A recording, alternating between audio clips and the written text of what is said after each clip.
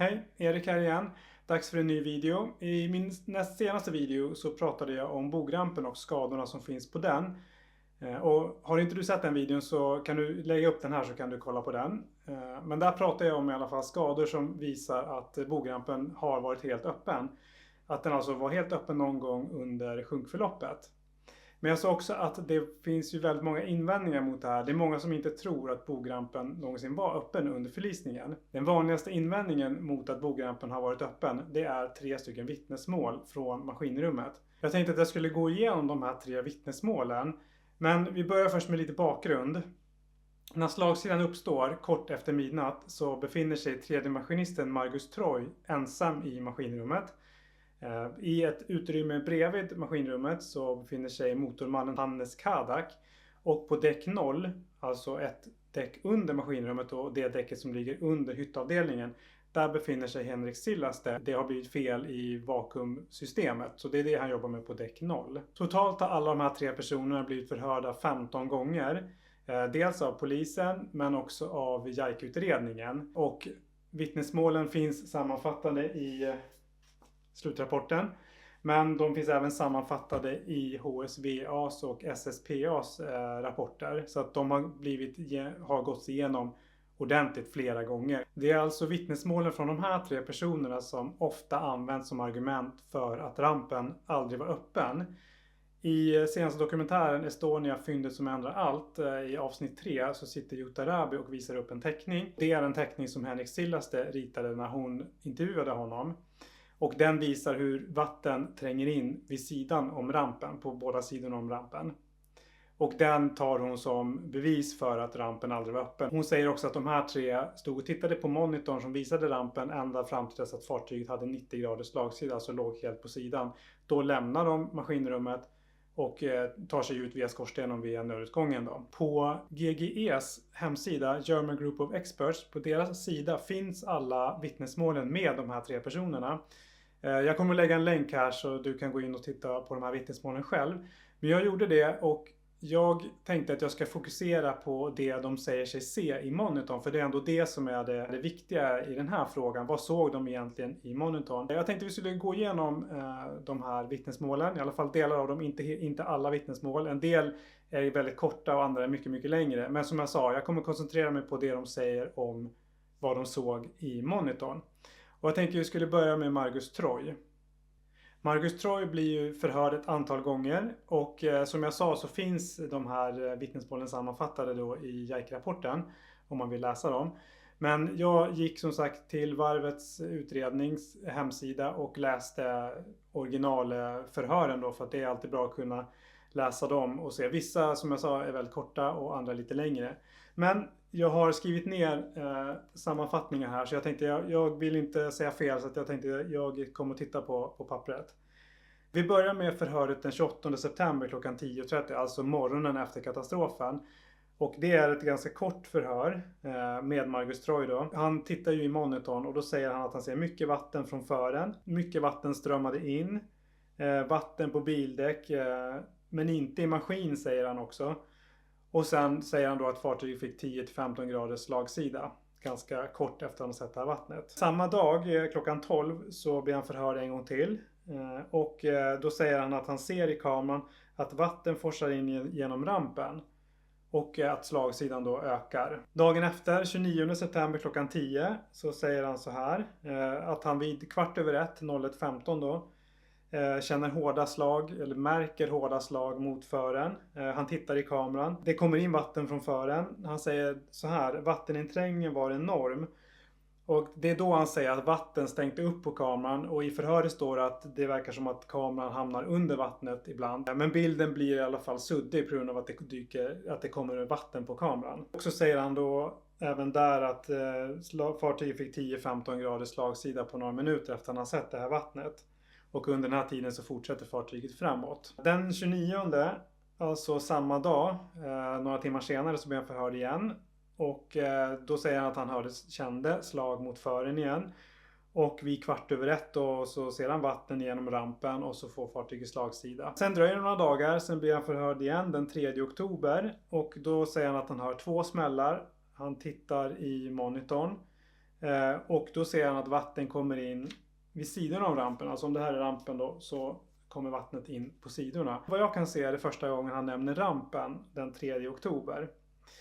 Samma sak den 16 oktober, då säger han också då att han ser vatten på sidan av rampen som kom in. Det var högt tryck så det sprutar in vatten. Så det är det Margus Troy säger. Han blir förhörd ytterligare 2 gånger, men det börjar bli så långt efter katastrofen.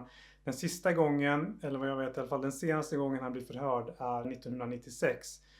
Och det är så långt efter katastrofen så att jag tänkte att jag skulle fokusera på det som han sa kort efter katastrofen. Det andra förhöret som jag tänkte ta upp, det är med Hannes Kadak, han som var motorman ombord. Och när slagsidan uppstår så befinner han sig ju i rummet bredvid maskinrummet, kan man säga. Maskinkontrollrummet, alltså som är en verkstad, och där står han och jobbar med lite olika saker. Och när slagsidan uppstår så tar han sig tillbaka till kontrollrummet och tittar i monitorn, och så här säger han. Han blir förhörd den 29 september och 00:46 ser han en vattenstråle från rampen och han tänker att det kanske är lite regnvatten. Och det här har han faktiskt tagit tillbaka sen, så att jag vet inte om det stämmer, men det var vad han sa den 29 september i alla fall. Han säger också att när Margus Troy kommer tillbaka från sin kontrollrunda, så går han till sin verkstad då, i rummet bredvid och jobbar. Och så plötsligt uppstår slagsidan och då går han tillbaka till maskinkontrollrummet och där säger Troy att tillståndet är allvarligt, att rampen har slagits sönder. Någonting åt det hållet, jag har för mig att det var ett frågetecken där, men Troy säger någonting om rampen och att tillståndet är allvarligt enligt Kadak då. Och Kadak tittar i monitorn och där ser han vågor på bildäck, säger han. Och han säger också att vattnet är i höjd med personbilarna. Så han ser mycket vatten uppenbarligen. I ett annat förhör från 1995, det är på våren 1995, så säger han att han ser vatten mellan bilarna och att det är mycket vatten. Och han säger också då att han frågar Troy vad det är som står på och att någonting har hänt med fören och att det kanske har hänt någonting med visiret, svarar Troy då. Och så uppstår slagsidan och han ser mycket vatten i monitorn. Jag kan säga att det här förhöret från 95 är väldigt förvirrat och det blir väldigt mycket förvirring mellan tolk och de som pratar med honom. Det ser man om man läser utskrifterna och allt som sagt finns på GGEs sida. Men det var Kadaks vittnesmål. De är inte lika omfattande som det andra, som Troys vittnesmål. Det sista förhöret som jag tänkte jag skulle gå igenom, det är med Henrik Sillaste. Och han blir förhörd morgonen efter katastrofen den 28 september vid klockan 10. Och det är ett kort förhör på finska. Det som är intressant i det förhöret kan man säga, det är att det som tillskrivet är att han nämner någonting om vatten från fören.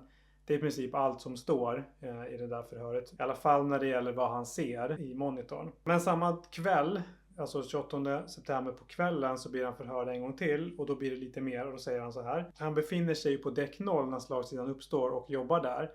Och som sagt, när slagsidan uppstår så beger han sig tillbaka till maskinkontrollrummet. Och det tar enligt honom själv 1-2 minuter. Och då tittar han i monitorn när han kommer tillbaka till kontrollrummet. Och då ser han mängder med vatten som trängde in vid sidan av skottet. Och med skottet så menar han rampen i det här fallet. Möjligen lite mer på höger sida. Och de funderade på om stävdelen, alltså bogvisiret, hade öppnat sig. Och dagen efter, den 29 då, så säger han att han ser vatten i stora mängder från rampen. Och sen att slagsidan uppstår då kort efter. Han börjar misstänka att visiret var borta. Och den 4 oktober så säger han att när han kom tillbaka till maskinkontrollrummet så frågar han Troy vad som hade hänt, varför det kommer in vatten.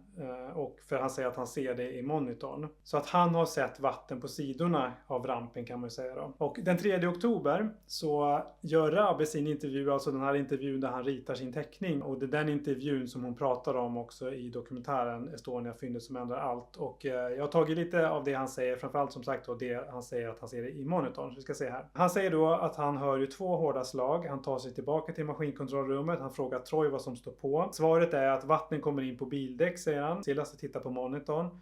Och han ser vatten på sidan av rampen. Och han säger att vatten kommer in rather strong, säger han. Så ganska kraftigt vatteninflöde på sidan av rampen. Och så uppkommer slagsidan. Så det är det Henrik Sillaste säger. Det här är vad de säger i sina vittnesmål om vad de ser i monitorn. Så jag tänkte att jag skulle prata lite om det nu. Vad man kan dra för slutsatser av det. Som jag tolkar Troys och Kadaks förhör så Det de ser i monitorn, framförallt Troy, det är faktiskt att rampen är öppen. Och jag tänker på det tidigare förhöret han sa bland annat där att vatteninflödet är enormt så att det kommer vatten på kameran.